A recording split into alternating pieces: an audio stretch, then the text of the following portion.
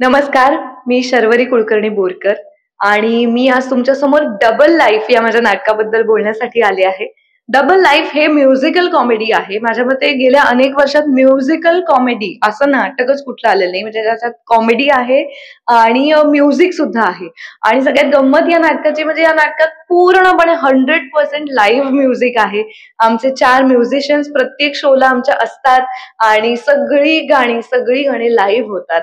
आणि आमच्या नाटकात माझ्याबरोबर अजून 4 गायक कलाकार आहेत, 5 गायक कलाकार आहेत इनफॅक्ट. सो धमाल असते आणि लाईव्ह सिंगिंगची मज्जाच वेगळी आहे. आणि त्यातून माझ्यासाठी आवडीची गोष्ट म्हणजे हे आत्ताचं नाटक आहे. म्हणजे आत्ताच्या काळातलं नाटक आहे आणि त्याचबरोबर विनोदी आहे. मी याच्या आधी कधीच कॉमेडी नाटक केलेलं नव्हतं. सो माझ्यासाठी खूप छान अपॉर्च्युनिटी आहे की मला कॉमेडी करायला मिळणं आणि थोडं थोडं जमतंय आपल्याला. असं वाटलं ना की ते करायला अजून अजून मजा येते. सो आमचं असं हे डबल लाईफ नावाचं नाटक आहे.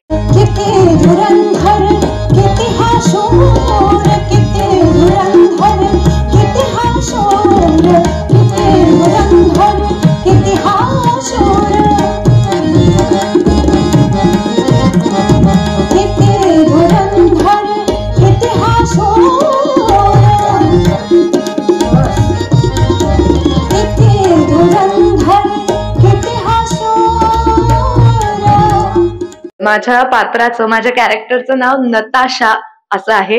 ह्या नाटकात मला 2-3 नावं आहेत. एक नताशा, एक तिचंच असं पेट नेम सारखं नॅटी आहे आणि सिद्धी असं एक दुसरं नाव सुद्धा आहे. आता या नाटकात मला इतकी नावं का आहे ते तुम्हाला नाटक बघितल्यावरच कळेल.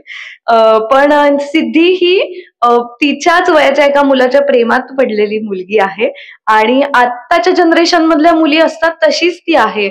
म्हणजे आपण कितीही आपल्या घरात मराठी बोलत असलो, मराठी घरातनं आलेलो असलो तरी सुद्धा ह्या नाटकात जे शुद्ध मराठी बोललं जातं, 100 वर्षांपूर्वीची परंपरा जपण्यासाठी तेव्हाचं मराठी म्हणून जे बोललं जातं ते आत्ताच्या मुलींना नसतं माहित. मला सुद्धा माहिती नव्हतं. सो हे नाटक करताना ती जी भाषा आम्हाला आणायला लागली त्याच्यासाठी कसरत होत होती आमची. तशीच ती नाटीची होती, माझ्यापेक्षा जास्त नाटीची होती.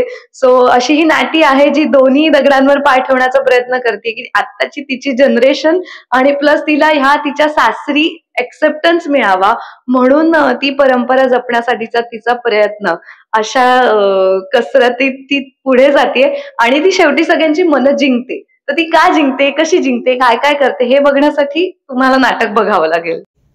तुला गाणं येत नसणार, गायन ही नसणार, तू नाही तुला गाणं येत नसणार, गायन ही नसणार, ही गायन ही नसणार, गायन ही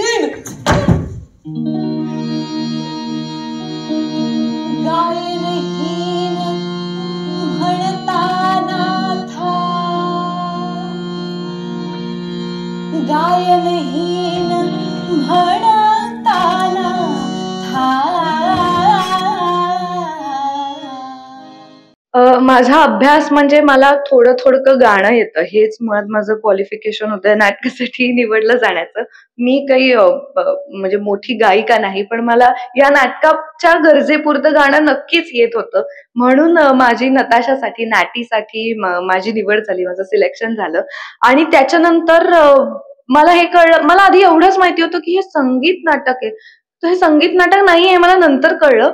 पण आधी मला असं वाटलं की बापरे, हे तर मला येत नाही ना, मला एवढ्या लेवलचं गाणं येतं आणि संगीत नाटकात तो वेगळाच अभिनय करतात, मग आता ते सगळं कसं करायचं. पण ह्या नाटकाच्या मुळात मी स्क्रिप्ट वाचली आणि प्रोसेसला सुरुवात झाली तेव्हा कळलं की ओके, नाही, हे संगीत नाटकच नाहीये. त्या नाटकाला एक छान गोष्ट आहे आणि त्या गोष्टीला पुढे नेण्यासाठी म्हणून पूरक जितकी गाणी ठरतील तितकीच, म्हणजे गाण्यांच्या लेंथ सुद्धा तशाच आहेत. उगाच 15-15 मिनिटं एकच गाणं चाललंय असं नाहीये ह्या नाटकात, कारण हे संगीत नाटक नाहीये. सो ते मला सोपं गेलं की आपल्याला जेवढं गाणं येतंय तेवढाच गाण्याचा भाग याच्यात आहे आणि प्लस आपलं जे मेन अंग आहे, अभिनयाचं अंग, ते पुढे नेण्यासाठी हे गाणी पूरक ठरतात आपल्याला. तर मला ते करायला मजा आली आणि त्यात कॉमेडी. म्हणजे हे एक वेगळंच मिश्रण होतं माझ्यासाठी, की गायचंय पण, अभिनय पण करायचा आहे आणि त्याच्यात विनोद पण निर्मिती करायची आहे. सो मज्जा येते. काल सायंकाळी दादर नामे बाजारपेठेत गेले होते. तेथे मिळाले नऊवारी पातळ, मूल्यही बरे होते. आमच्या नाटकाचं संगीत दिग्दर्शन श्रीनाथ म्हात्रे यांनी केलं आहे. श्रीनाथ हे नाव ऐकल्यावर तुम्हाला कदाचित वाटेल हा खूप मोठा माणूस आहे, वयस्कर आहे, किंवा तसं नाहीये. अगदी छोटूसा मुलगा आहे तो, माझ्यापेक्षा सुद्धा लहान आहे आणि त्यांनी या नाटकाचं म्युझिक केलं आणि अप्रतिम त्यांनी काय म्हणतात ना, नाटकात जान आणण्याचं काम त्याच्या म्युझिकने केलेलं आहे. आणि नुसता तो नाही तर त्याच्या बरोबर त्याची सगळी वादक मंडळी, म्हणजे जी आमच्या नाटकाच्या प्रयोगाला असतात, 4 जण असतात, कधी त्यांच्या रिप्लेसमेंट्स असतात. सो असे 4 वादक आमच्या नाटकाला असतात आणि ही सगळी मुलं ही जस्ट कॉलेजमधनं ग्रॅज्युएट झालेली किंवा काही जण अजून कॉलेजमध्ये आहेत, अशी सगळी 18, 19, 20, 21 वर्षाची छोटी छोटी तरुण मुलं आहेत. पण तरुण मुलांचं रक्त या नाटकात असल्यामुळे अत्यंत एनर्जी आहे या नाटकामध्ये आणि जी सतत जागी राहते गाण्यांमधनं आणि अभिनयातनं. आणि आमची बॅकस्टेजला पण खूप धमाल चालू असते, हे सगळी छोटी छोटी मुलं असल्यामुळे. छोटी छोटी मी म्हणते त्यांना, पण हे सगळे तरडे बांड मुलं आहेत. पण ह्या वयात ते हे करू शकतात आणि इतकं उत्तम पद्धतीने करतात ना, म्हणजे त्यांचं सिंक्रोनायझेशन आणि पिठात बसून लाईव्ह वाद्य वाजवणं हे खूप कठीण काम आहे. जसं स्टेजवर उभं राहून गाणं आहे तेवढंच कदाचित त्याच्यापेक्षा जास्त कठीण काम त्यांचं असतं, कारण त्यांना प्रत्येक वेळी त्यांना हवं तसा टेक्निकल सपोर्ट मिळतोच असं नाही. साऊंडचा बॅलन्स कधी कमी जास्त होतो, त्याप्रमाणे त्यांना त्यांचं स्किल थोडंफार कमी जास्त करावं लागतं, आवाज कमी जास्त करावा लागतो, त्यांना सतत नाटकाकडे लक्ष ठेवावं लागतं. सो पण तुफान आहेत ही मुलं, म्हणजे ह्या मुलांसाठी तर नाटक पाहावंच आणि श्रीनाथच्या म्युझिकसाठी नाटक पाहायला आणि ऐकायला नक्की. मला सिद्धीपेक्षा जास्त श्रेष्ठ सिद्ध केलं तर तुला सिद्धीशी नाही रिद्धीशी लग्न करावं लागेल. गोखले सरांसोबतचा अनुभव खूपच छान होता. त्यांनी मला पहिल्यांदा फोन केला तेव्हा मला असं, बापरे एवढा मोठा माणूस, मी यांच्याशी काय बोलू, कसं बोलू. आणि तेव्हा तर मला नाटकाची गोष्ट, लेखक कोण आहेत काहीच माहिती नव्हतं. त्यांचा जस्ट फोन आलेला आणि ते म्हणाले की मी उद्या येतो तुला भेटायला, मला नाटकाची गोष्ट सांगायची. मला असं की चालेल या.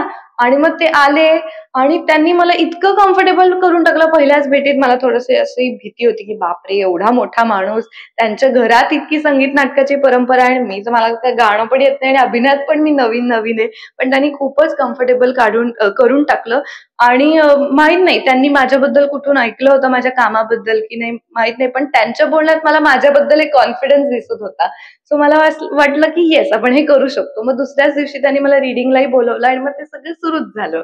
आणि त्यांच्याबरोबर काम करणं म्हणजे रोजची पर्वणी आहे. रोज ते काहीतरी नवीन सांगत असतात, नवीन शिकवत असतात, त्यांच्याकडे बघून आम्ही शिकतो. सो छान वाटते त्यांच्याबरोबर काम करून. माझा एक पतंग आहे पेशंट वाडेकर म्हणून काका पंगत वाडेकर आलं ते लक्षात, महत्वाचं ते नाहीच आहे. त्याची ही मुलगी मला आवडली होती सून म्हणून मी तिला इथे आणली, मी मान्य करतोय. डबल लाईफ हे नाटक म्हणजे एका विनोदाच्या पायावर उभे केलेलं साधं सुधं संस्कारी असं नाटक आहे. यातनं साधा मेसेज जातो, फार कुठले अवडंबर आणलेलं नाहीये. बदलत्या काळाची पावलं ओळखणे प्रत्येक क्षेत्राचं, म्हणजे ते मीडिया असो, बँकिंग असो, इन्शुरन्स असो, कोणी बदलत्या काळाची पावलं ओळखली तरच प्रगती संभवते, असा साधा सुद्धा मेसेज याच्यामधनं देण्यात आलेला आहे या नाटकातनं. की संस्कारांना परंपरेला चिकटून बसताच केवळ अट्टाहासाने नाविन्याला नाकारायचं ही गोष्ट बरोबर नाही. नाविन्यातलं चांगलं घ्यायला पाहिजे, जुन्यातलं चांगलं जपायला पाहिजे, दोघांच्या संगमातून मस्त जगायला पाहिजे, असा सिंपल मेसेज देणारं हे म्युझिकल नाटक आहे. म्युझिकल कॉमेडी आहे, विनोदाच्या बेसने बांधलेलं आहे संपूर्ण. चुकते असो पार्वती, जिथे वर स्वतःहून येतात त्याला म्हणतात स्वयंवर आणि वधू येतात त्याला म्हणतात स्वयंवधू. एक मस्त म्हणजे काय म्हणतात, तिळगुळ घ्या आणि गोड बोला म्हणा म्हणा, तसं नाटक आहे. यायचं साखर द्यायची, यायचं साखर घ्यायची, आनंद घ्यावा आनंद द्यावा, असं नाटक येऊन 2 तास मस्त जायचं आणि डेफिनेटली काही ना काही संस्कार घेऊन जायचा, मस्त संगीत ऐकून जायचं, मस्त वाक्य ऐकून जायचं, मस्त विनोद बघून जायचा, हेल्दी अशी कला अनुभवायची आणि इकडं निघायचं, अशा पद्धतीचं नाटक आहे. याच्यामध्ये डबल लाईफ याचं मी संपूर्ण हे नाही सांगू शकत. कथासूत्र सांगण्यामध्ये मजा नाहीये, परंतु 8 तासांनी कुठल्या तरी एका प्रवाहात वागण्याची जबरदस्ती झालेला जो माणूस आहे त्याची पंचायत असते. ती पंचायत झालेल्या एका बापाचा माझा भूमिका आहे माझी. सगळं सगळं तिच्या नावावर होईल असंही माझ्या आईनं तुझ्या आईला सांगितलं का? कारण स्त्री ही संस्कृतीची सेवक असते. एका पिढीकडून दुसऱ्या पिढीकडे संस्कृतीला स्त्रीच घेऊन जाते. नाही, माझ्या मते अजून यायला पाहिजे असं माझं मत आहे. आता जे येत आहेत त्यांना प्रचंड आवडते नाटक, पण ते येण्याची जी संख्या आहे, चांगलं असेल ते टिकतं, चांगलं असेल ते पिकतं, चांगलं असेल ते चालतं, चांगलं असेल ते व्यवसायालाही चालतं वगैरे, हे जर म्हणणं खरं असेल तर आमचं नाटक धो चालायला पाहिजे. सगळ्याच दृष्टीने आनंद देण्याच्या कार्यामध्ये देखील आम्हाला व्यावसायिकतेने देखील त्याचे प्रयोग करणं शक्य होणं आवश्यक आहे. तेव्हा प्रचंड प्रमाणात ज्या प्रमाणामध्ये नाटक लोकांना आवडतं त्या प्रमाणामध्ये त्यांनी त्याची प्रसिद्धी करणं आवश्यक आहे. आणि प्रयोगाकडे जर का प्रेक्षक वाढत गेले ते होणं आवश्यक आहे. तसं होईल अशी नटेश्वराच्या चरणी प्रार्थना करतो. अजून काय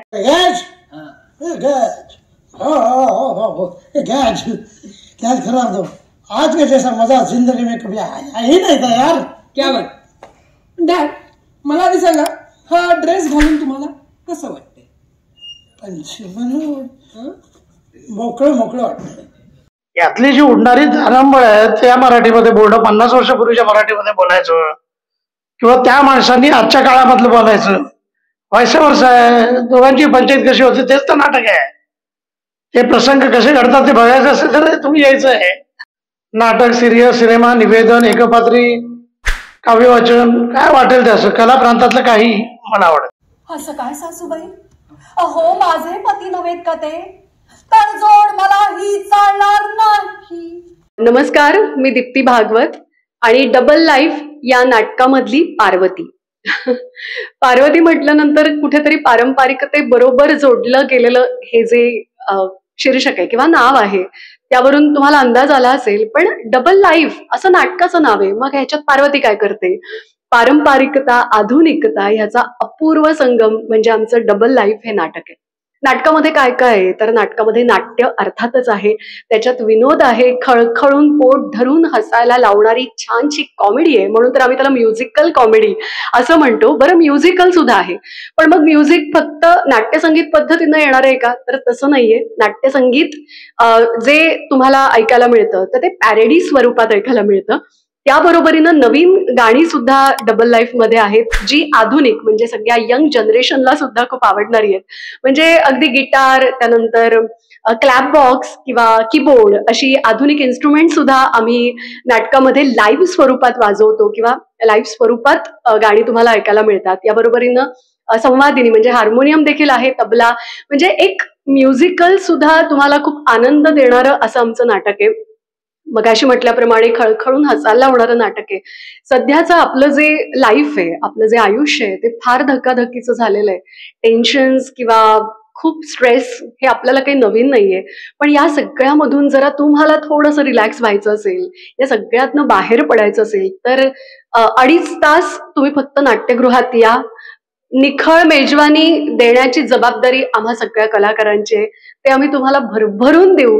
आणि नक्कीच हे नाटक बघितल्यानंतर आनंद घेऊन तुम्ही तुमच्या घरी जाल अशी मला पूर्णपणे खात्री आहे.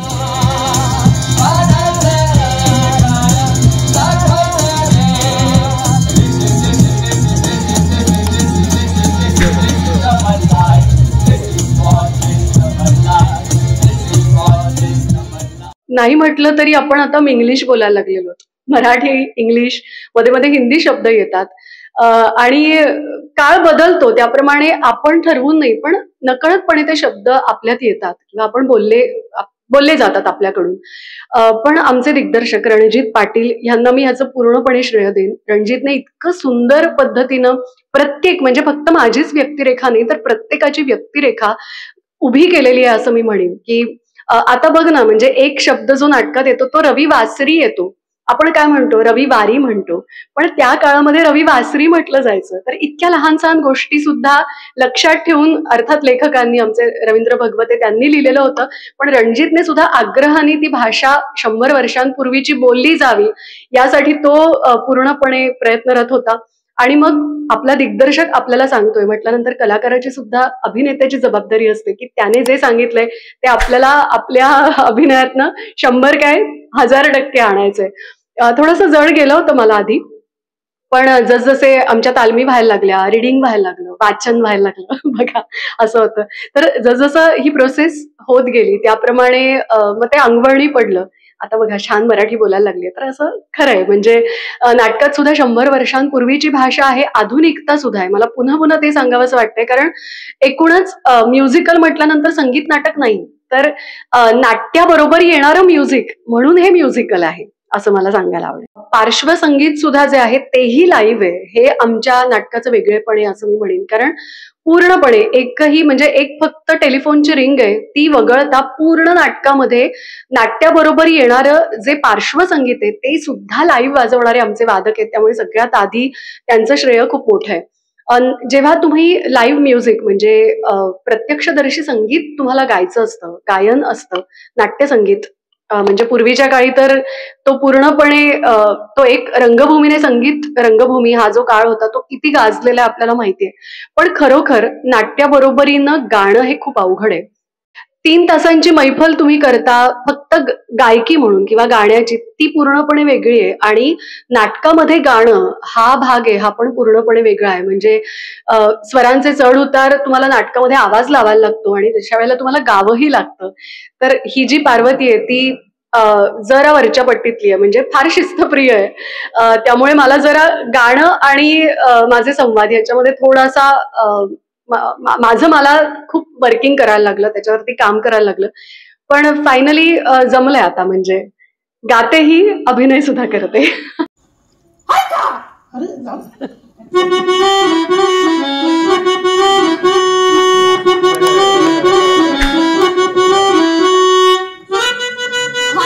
कोणता राग? नमस्कार, मी रुचा मोडक. मी या नाटकात रिद्धी पंगत वाडेकर आणि पिंकी अशी पात्र करतेय. प्रयोग उत्तम झालाय आणि मजा येते. आजचा आमचा 11वा प्रयोग आहे आणि एकंदरीत नाटकाची प्रोसेस खूप धमाल होती. म्हणजे मी जे पात्र करतेय त्या पात्रामध्ये ना ऍक्च्युली लेखकाने तो एलिमेंट ऍड नव्हता केला जो आम्ही प्रोसेसमध्ये तो एलिमेंट ऍड केलाय. ती खूप गंमत आहे माझ्या पात्राची, जी तुम्ही नाटक बघायला याल तेव्हा तुम्हाला ती बघायला मिळेल आणि तुम्ही एन्जॉय कराल. आय एम शुअर तुम्ही ती गोष्ट एन्जॉय कराल. तर तुम्ही नाटक बघायला या. आणि एकंदरीत प्रोसेस खूप छान होती. सगळे कलाकार आणि आमचं डिरेक्टर रणजित पाटील ह्यांनी आम्हाला खूप छान जेल करून घेतलं एकमेकांमध्ये. काका गोखले काका त्यांनी पण असं स्वतःच्या मुलांप्रमाणे सगळ्यांवरती प्रेम करून सगळे चुकत होते, सगळे छान माती करत होते, पण खूप असं एक्स्ट्रीम न ओरडता काय चुकतंय आणि काय म्हणजे बरोबर केलं पाहिजे हे आम्हाला करून दाखवायचे. त्यामुळे ते करताना प्रेशर नाही आलं. जवळपास 1 ते 1.5 महिन्याची प्रोसेस होती आमची. धमाल केली आहे प्रोसेसमध्ये. सकाळी आम्ही 9ला भेटायचो ते रात्री 9ला वगैरे घरी जायचो. एका पॉइंटला एक हे आलं होतं असं की आम्ही सकाळी 9 ते रात्री 9 रिहर्सल तालमी करायचो रिहर्सल नाही, कारण की मराठी नाटक आहे. एकंदरीत प्रोसेस खूप धमाल होती आणि आम्ही सगळ्यांनी खूप मजा केली. डबल लाईफ म्हणजे ह्याच्यामध्ये ना खूप सगळ्या कलांचा समावेश आहे. ह्याच्यात नृत्य आहे, नाट्य आहे आणि ऍक्टिंग आहे.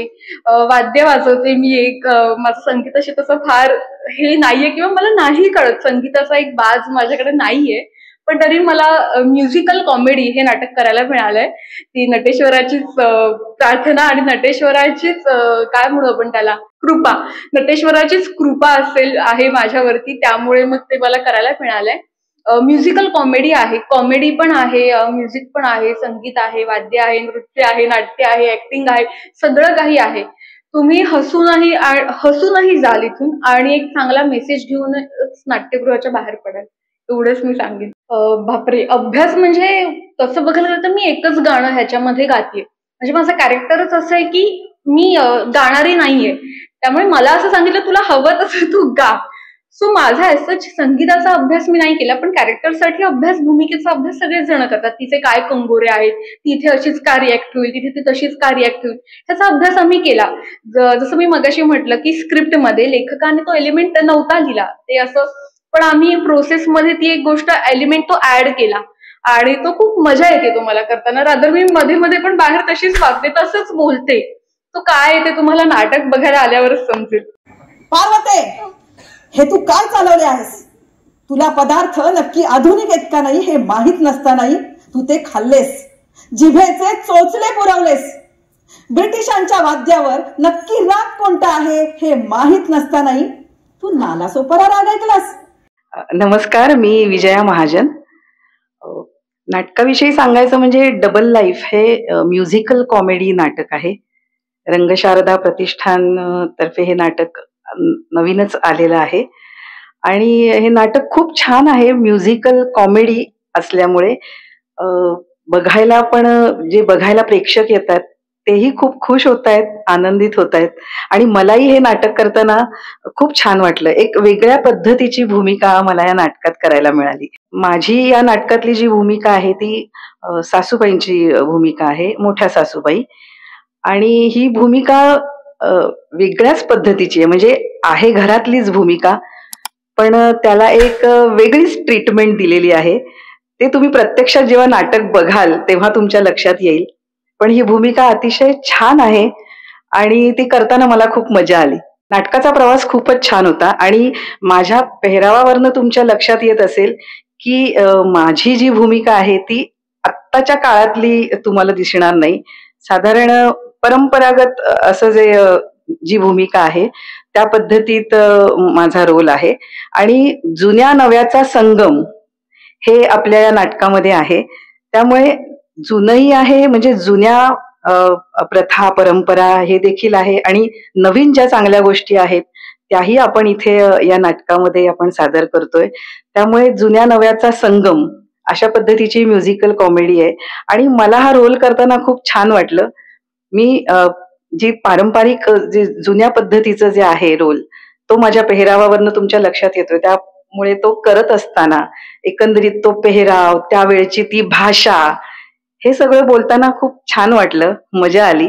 आणि म्युझिकल कॉमेडी असल्यामुळे त्याच्यामध्ये म्युझिक आहे आणि हे सगळं ते जी भाषा आहे ती बोलताना, ती गाणी गाताना खूप छान वाटलं. म्हणजे हा रोल करताना खूप समाधान मिळालं.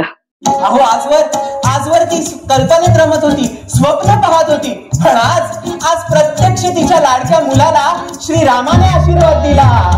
नमस्कार, माझं नाव शुभम जोशी. डबल लाईफचा प्रयोग आता दीनानाथ नाट्य मंदिर विलेपार्ले येथे सुरू आहे. नाटकाबद्दल सांगायचं तर खूपच मजा आणणारं नाटक आहे आणि नुसतं म्हणजे संगीत नाटक म्हणून आपण त्याला हे म्हणू नाही शकत, कारण संगीत नाटक जे पूर्वापार चालत आलेलं आहे तसं संगीत नाटक नाही आहे. यात संगीतही आहे, डान्सही आहे, अभिनय आहे, एकंदर सगळ्याच कला यात आहेत आणि शिवाय त्याच्यासाठी म्हणजे चेरी ऑन द टॉप आपण म्हणू शकतो की कॉमेडी. सो हे म्युझिकल कॉमेडी असं नाटक आहे आणि मी पहिल्यांदाच ह्या नाटकात सूत्रधार ही भूमिका करतोय.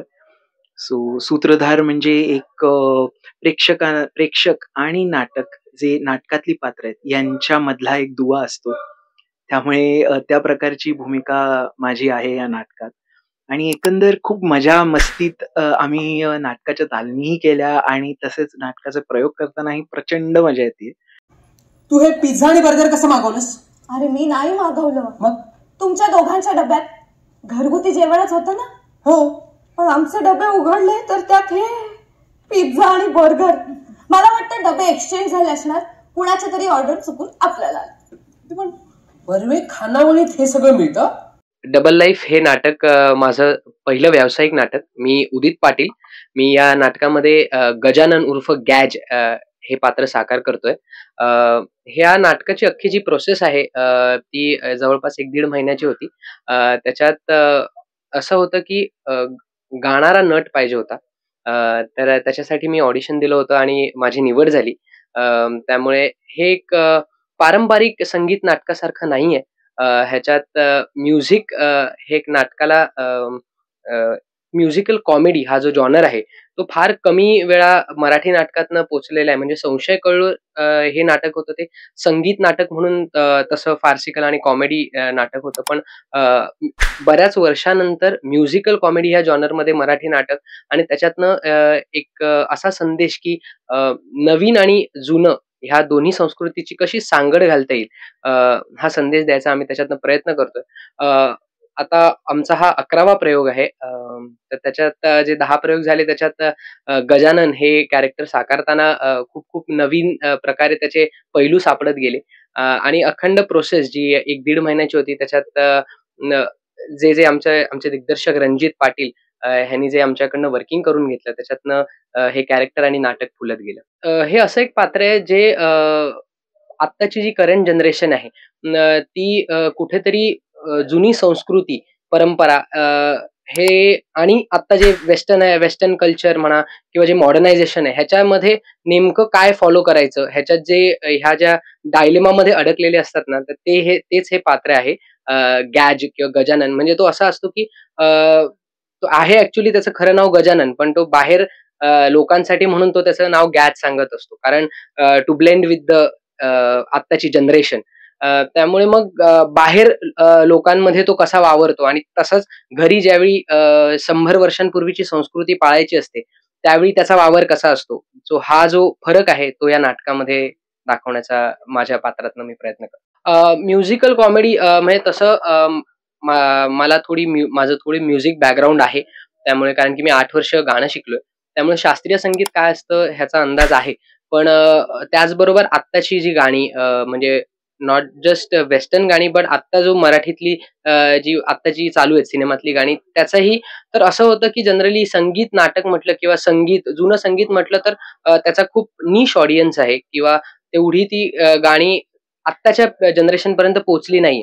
तर नवीन गाण्याबरोबरच जुनी गाणी कशी आपण लोकांपर्यंत पॅरडी स्वरूपात पोहोचवू शकतो आणि ती रिलेटेबल करू शकतो ह्याचा प्रयत्न केलेला आहे. आणि या नाटकाचे जे संगीत दिग्दर्शक आहेत श्रीनाथ म्हात्रे तर आम्ही एकमेकांना ओळखायचो त्यामुळे ही जी अख्खी प्रोसेस होती ती खूप सहज आणि काय म्हणतात त्याला एका खेळीमेळीत झाली. म्हणजे त्यांनी फार सुंदर चाली दिलेल्या आहेत आणि त्या चाली अगदी सहज म्हणजे गुणगुणता येतील अशा आहेत आणि त्यामुळे त्या ह्या पात्रा थ्रू मांडताना खूपच मजा येते.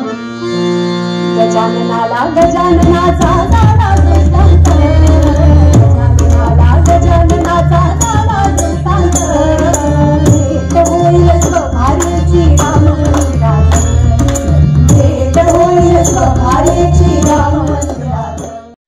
नमस्कार, माझं नाव शशिकांत दळवी. हे डबल लाईफ नाटक ज्यावेळेला सुरुवात केली त्याने त्यावेळेला म्हणजे पात्रांची मी जे पात्र करतोय पंगत वाडेकर ह्या पात्रासाठी बऱ्याच लोकांनी बोलवलं होतं पण नंतर मलाही बोलवलं आणि मी ते व्यवस्थित करत होतो म्हणून मला त्यांनी घेतलं या नाटकात. छोटासा रोल आहे मला ऍक्च्युली पण त्या छोट्याशा रोलमध्ये खूप काही भावूक होऊन जातो मी कारण नाटक संपल्यानंतर लोक जेव्हा भेटायला येतात अरे सुंदर केला रोल छोटासा आहे पण त्याच्या सुद्धा मध्ये सुद्धा वेगवेगळ्या छटा आहेत आणि त्या मी दाखवल्या. हे नाटक डबल लाईफ जे आहे त्याच्यामध्ये कशा पद्धतीने 2 पद्धतीची लाईफ जगत असतात यांची कशी तारांबळ उडते असं या नाटकात दाखवलेलं आहे. सुंदर प्रयोग होतोय. म्युझिकल कॉमेडी जे आहे म्हणजे अगदी धमाल आहे त्याच्यात सगळं बघण्यासारखं म्हणजे मिनिटाला माणसं हसत असतात प्रेक्षक हसत असतो आणि त्यामुळे त्याची दाद मिळते आणि त्यामुळे काम करताना आम्हालाही आवडते सुंदर वाटते. अशा पद्धतीचं हे डबल लाईफ आपण बघायला या नक्की या. नाटक आम्हाला खूप आवडलं. सगळ्यांनी अगदी जीव तोडून काम केलंय आणि खरंच सुंदर आहे. एकदम कॅच करत जाणार हे नाटक डेफिनेटली 100%. नाटक खूपच छान आहे. छान ह्या दृष्टीने की कुठल्याही जनरेशनने येऊन ते बघावं. संगीत म्हणजे ते फ्युजन म्हणून त्याची सुरुवातीला जे त्यांनी सांगितलं त्याप्रमाणे खरोखरच वेगळ्या प्रकारचं संगीत दोन्ही प्रकारची संगीत म्हणजे मुख्य म्हणजे नाट्य संगीत टाईप सुद्धा आहे त्याच्यात आणि हल्लीच्या नवीन मुलांना रुचणारं सुद्धा संगीत आहे. मला तरी खूप आवडलं. मला वाटतं आम्ही दोघंही त्या बाबतीत एकदम सॅटिस्फाईड आहोत. डबल लाईफ नाटक बघायला आलो होतो. आवडलं. विजय गोखलेचं काम चांगलं आहे, सगळ्यांचं काम चांगलं आहे. नाटक फार विनोदी आहे, चांगलं आहे, आवडलं नाटक फार. डबल लाईफ नाटक छान आहे, खूप आवडलं. सगळ्या कलाकारांनी कामे छान केली आणि संगीत पण उत्तम आहे, छान वाटलं. खूप छान होतं नाटक. सगळ्यांनी बघायला पाहिजे. खूप नवीन म्हणजे नवीन संकल्पना होती, नवीन विषय होता. सगळ्यांनी बघायला पाहिजे. मस्त नाटक होतं आणि दीप्तीने कमाल केली. Hats off to them. नाटक होतं. गाणी चांगली होती, गाणारे आणि काम करणारे पण अतिशय उत्तम होते. एक वेगळ्या टाईपचं नाटक बघायला पाहिजे. आवडलं नाटक, चांगलं होतं खूप. जरा त्याची जाहिरात वगैरे झाली पाहिजे. काकू काय करतेस? Catch, don't move. पार्वती काकू, आता तुम्ही फक्त मी सांगेन तसंच करणार आहात. माझी सगळ्या प्रेक्षकांना एक विनंती आहे, रिक्वेस्ट आहे की आमचे पुढचे प्रयोगही येतातच आहेत. आता फेब्रुवारी एंडला 24-25 तारखेला आमचे प्रयोग आहेत. त्याचबरोबर मार्चमध्ये आमचे प्रयोग लागलेले आहेत. पण या प्रयोगाला तुम्ही आलं पाहिजे, पण तुम्ही नाही आलात तर हे प्रयोग चालू नाही शकत. आणि ट्रस्ट मी, तुम्ही आलात तर तुम्हाला नाटक फार फार फार आवडेल आणि तुम्ही इतरांना जाऊन या नाटकाबद्दल सांगाल. सो आमच्या पुढच्या प्रयोगांना नक्की या डबल लाईफ बघायला आणि थिएटर हॉलिक या चॅनलला सबस्क्राईब करा. आव्हान काय मी वारंवार सांगतोय, चांगलं ते टिकतं, चांगलं ते चालतं वगैरे. हे जर सत्य करून दाखवलं तर चांगल्या प्रेक्षकांनी चांगली कला बघायला जरुरी आहे आणि चांगला प्रतिसाद द्या. ओके, बरं एक नम्र विनंती आहे, थिएटर हॉलिक हे जे माध्यम आहे, जे चॅनल आहे, याला जरूर सबस्क्राईब करायचं आहे. तुम्हाला भरभरून हसायचं असेल, तुम्हाला म्युझिकचा आनंद घ्यायचा असेल, उत्तम कथानक, उत्तम संवाद आणि उत्तम अभिनय हे सगळं काही बघायचं असेल, छान नृत्य बघायचे असतील, हे सगळं पॅकेज म्हणजे आमचं डबल लाईफ हे नाटक आहे. तर मला सगळ्यांना आवाहन करायचंय, प्रेमाने आग्रहाने आवाहन करायचंय की प्लीज आमचं नाटक बघायला या, आनंद देऊ आणि तुम्ही नक्कीच नाट्यगृहातनं परत जाताना असा भरभरून आनंद घेऊन जाल अशी 1000% खात्री आहे. नक्की या नाटकाला. मला आवर्जून सांगावंसं वाटतंय की थिएटर हॉलिक हे जे चॅनल आहे, यूट्यूब चॅनल, इंस्टाग्राम पेज, तुम्ही नक्की फॉलो करा, चॅनलला लाईक करा, शेअर करा, सबस्क्राईब करा. जसं काही नृत्य आहे, नाट्य आहे, संगीत आहे, ऍक्टिंग आहे आणि तुम्ही मजा कराल इथे येऊन. तुम्ही खूप खळखळून हसाल आणि एक छान मेसेज तुम्ही नाट्यगृहाच्या बाहेर जाताना घेऊन जाल. I am damn sure. आमचं हे नाटक डबल लाईफ तुम्ही बघायला या, तुम्हाला हे आवडेलच. आणि थिएटर होलिक असा जो युट्यूब चॅनल आहे आणि इंस्टाग्राम पेज, तुम्ही ते फॉलो करा. तुम्ही पण या, तुमच्या मित्रमैत्रिणींना सुद्धा सांगा हे नाटक बघायला येण्याविषयी. कारण खरंच तुम्ही हे नाटक जेव्हा बघायला याल तेव्हा जुन्या नव्याचा संगम पाहत असताना तुम्हाला छान वाटेल की काही जुन्या गोष्टी तुम्हाला कळतील, काही नवीन गोष्टी तुम्हाला कळेल की लोकांनी कशा आत्मसात केलेल्या आहेत किंवा हा काळाप्रमाणे होणारा बदल कसा अपेक्षित आहे हे तुम्हाला नाटक बघितल्यावरच कळेल आणि तुम्ही चिंता आपल्या विसरून जाल आणि घरी हसत हसत जाल. आपलं थिएटर हॉलिक हे चॅनल तुम्ही नक्की सबस्क्राईब करा. आमच्या पुढच्या प्रयोगाचे अपडेट्स तुम्हाला डबल लाईफ या आमच्या फेसबुक पेज आणि इन्स्टा हँडलवरती मिळतीलच. आमच्या डबल लाईफ या पेजला नक्की फॉलो करा आणि नाटकाला जरूर या आणि तुमच्या मित्रमंडळींना घेऊन या. थिएटर हॉलिक या चॅनलला सबस्क्राईब करा. Double life musical comedy Rangsharda प्रतिष्ठानचं नवकोर नाटक आपल्या जवळच्या नाट्यगृहात जिथे पण लागेल तिथे आपल्या मित्रमंडळींना, परिवाराला सगळ्यांना घेऊन नक्की या आणि थिएटर हॉलिक या यूट्यूब चॅनलला नक्की सबस्क्राईब करा. धन्यवाद.